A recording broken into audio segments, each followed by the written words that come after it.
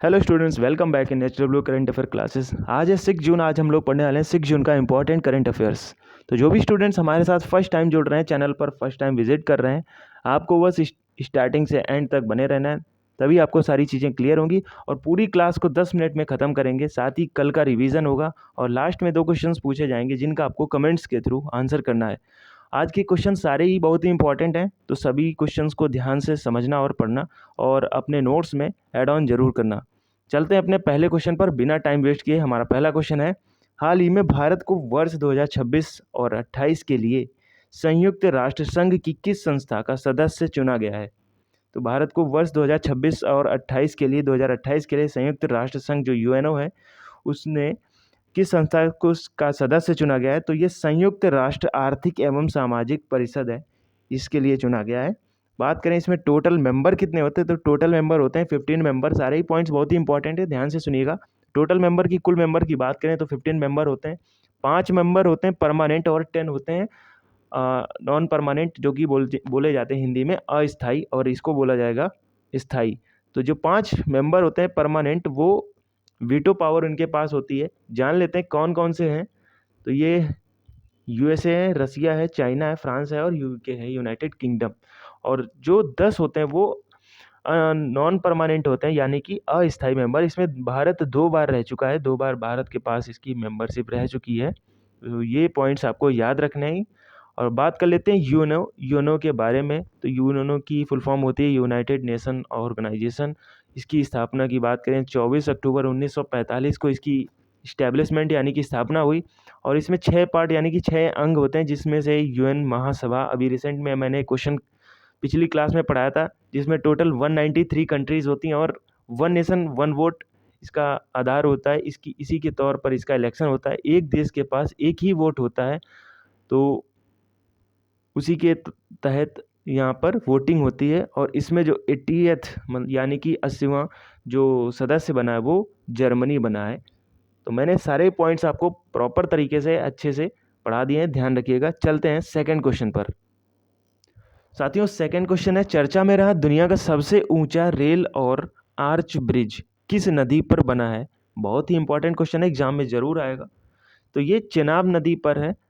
बात करें इसका उद्घाटन कब होगा, तो ये 6 जून यानी कि आज इसका उद्घाटन होगा, 6 जून 2025। ये भी इंपॉर्टेंट डेट है, आपको याद रखनी है। और ये किस रेलवे लिंक पर है, क्या नाम है इस जगह का? तो उदयमपुर श्रीनगर बारामूला रेलवे लिंक इसको कनेक्ट करता है, इस ब्रिज को। ब्रिज की ऊंचाई की बात करें, हाइट की 359 मीटर इसकी ऊंचाई है और 22 साल का समय लग गया है इसको बनाने में। और इसके क्षमता की बात करें तो -20 डिग्री सेल्सियस तापमान सहने की क्षमता है इस ब्रिज में। और 266 किलो यानी कि 266 किलोमीटर पर सेकेंड पर आवर, सॉरी हो गया यहाँ पर, 266 किलोमीटर पर आवर हवा को सहने की क्षमता है इसमें, यानी कि इतनी हवा ये सह सकता है। और ये -20 डिग्री तापमान सहने की क्षमता है इसमें।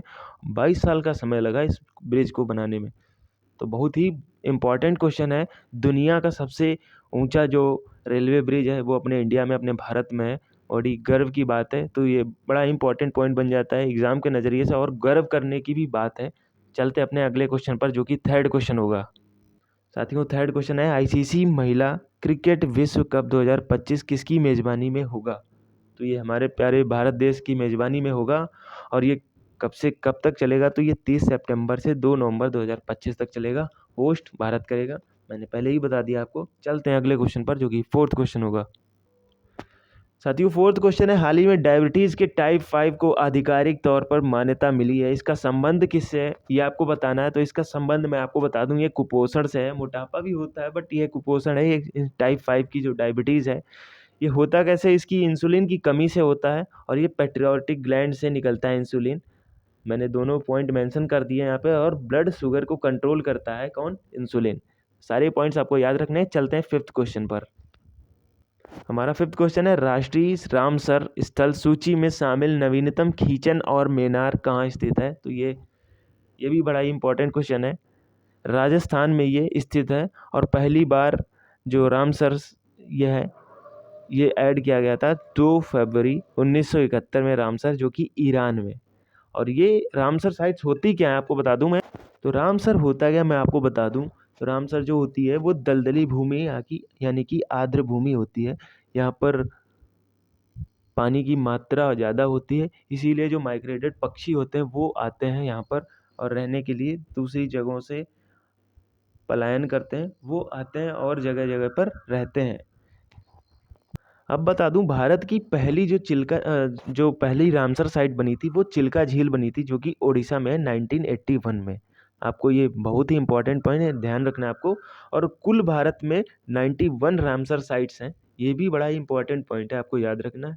बात करें अभी रिसेंट में जो राजस्थान में, या मैंने आपको बताया नवीनतम जो रामसर साइट में सूची की गई है, रामसर साइट सूची में जो ऐड की गई हैं यानी कि जोड़ी गई हैं, तो ये 2 रामसर साइट जोड़ी गई हैं। ये 5 जून को पर्यावरण जो मंत्री हैं डॉक्टर भूपेंद्र यादव जी ने घोषणा की है 2।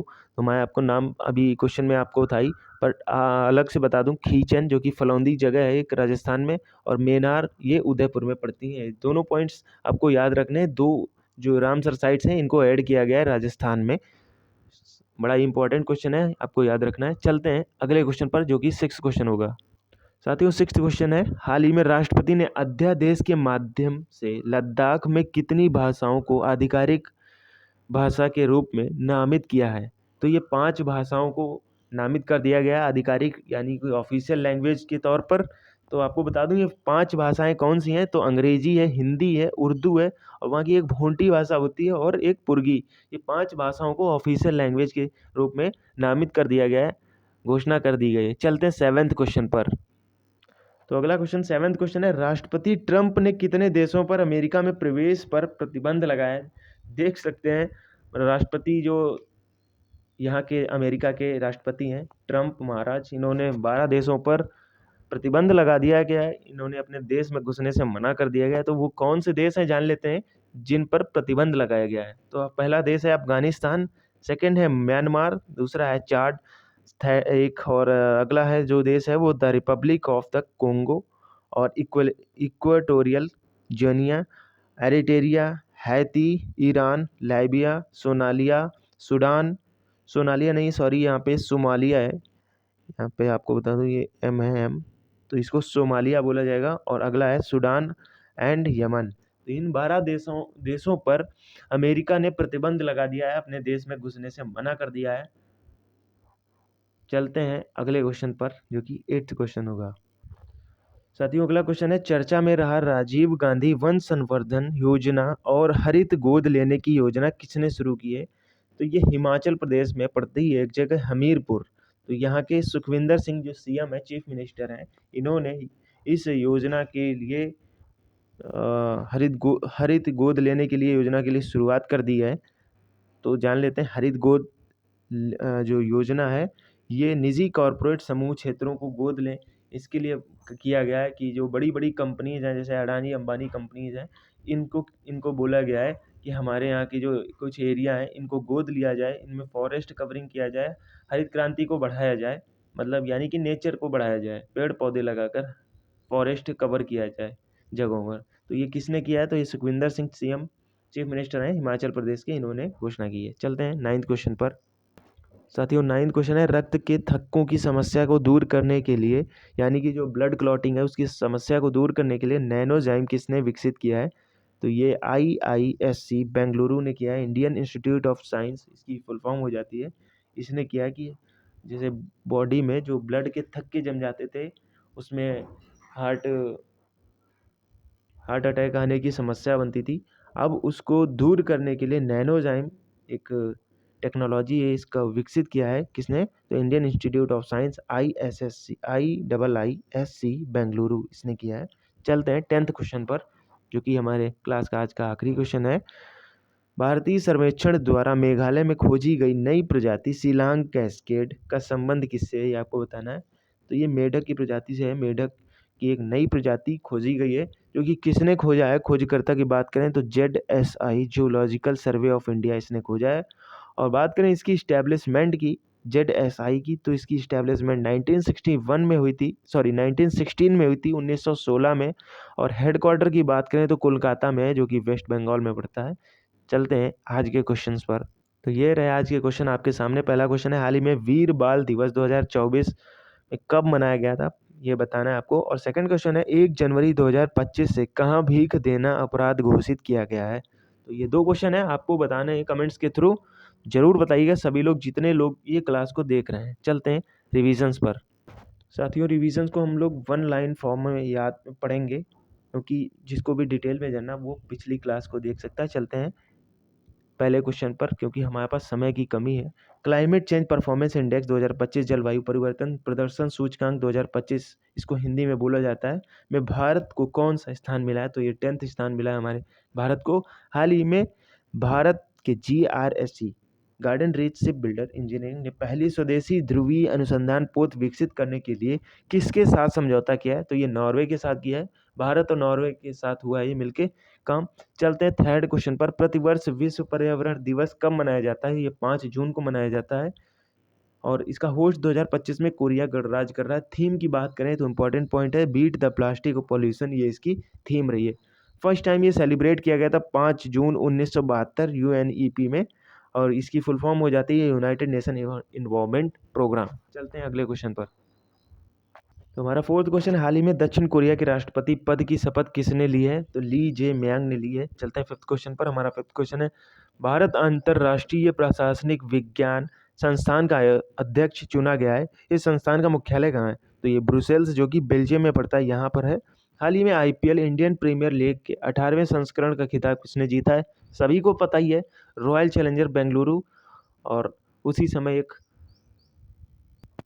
एक भयानक दर्दनाक हादसा भी हुआ, जिसमें 7 लोगों की आई थिंक जान चली गई है और 45 से 46 लोग घायल भी हैं। तो बड़ा बुरा ही हुआ है। इसमें जिसको जिम्मेदारी लेनी चाहिए थी उसने जिम्मेदारी नहीं ली। आखिरी में सरकार ने आकर इसकी जिम्मेदारी ली और देख सकते हैं बड़ी भयानक वहाँ पर हादसा हुआ उसके दौरान। चलते हैं 7वें क्वेश्चन पर। 11वें ब्रिक्स संसदीय मंच का आयोजन कहाँ हुआ है। तो ये ब्राज़ील में हुआ है। होस्ट इस बार ब्राज़ील ने किया है। भारत की तरफ से लीड किसने किया। तो ओम बिरला ने किया है, जो कि स्पीकर हैं लोकसभा के। चलते हैं 8th क्वेश्चन पर। इसरो के सतीश धवन स्पेस सेंटर से किस राज्य ने अपने अवेयर प्लेटफॉर्म के लिए 5 साल का समझौता किया है। तो ये आंध्र प्रदेश के साथ मिलकर किया है। आपको याद रखना, उद्देश्य इसका है आपदा का अलर्ट समय से पहले नागरिकों तक पहुंचाया जा सके, इसीलिए इस प्लेटफॉर्म का नाम भी अवेयर रखा गया है। चलते हैं अगले क्वेश्चन पर। हमारा अगला क्वेश्चन 9th क्वेश्चन है, हाल ही में रक्षा संपदा का नया महानिदेशक किसे नियुक्त किया गया है। तो शैलानाथ गुप्ता जी को, DGDI इनको किया गया है। चलते हैं अगले क्वेश्चन पर, जो कि 10th क्वेश्चन है। CCare 2.0 डिजिटल प्लेटफॉर्म किसने लॉन्च किया है। तो एक कोयला मंत्री हैं जी किशन रेड्डी, इन्होंने किया है। तो ये रहा आपके सामने कल के क्वेश्चन। जो पहला क्वेश्चन है, दिवंगत जाकिर हुसैन का संबंध किस संगीत वाद्य यंत्र से है। तो ये मशहूर वाद्य यंत्र जो तबला वादक थे, इनका संबंध तबला से है। और सेकंड क्वेश्चन है, हाल ही में व्यास सम्मान 2024 के लिए किसे चुना गया है। तो ये सूर्य बालाजी को चुना गया है, ध्यान रखिएगा। तो स्टूडेंट्स, आज के लिए इतना ही।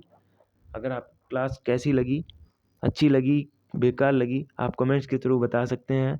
लाइक कर सकते हैं, डिसलाइक कर सकते हैं, अपना रिस्पांस जरूर किया करें। और जो क्वेश्चंस पूछे जाते हैं उनका आंसर जरूर किया करें, तभी आपको सारी चीज़ें क्लियर होंगी और आपको याद करने में हेल्प करेगी। तो थैंक यू, आज के लिए इतना ही। मिलते हैं नई करंट अफेयर क्लास के साथ। Thank you, stay connected.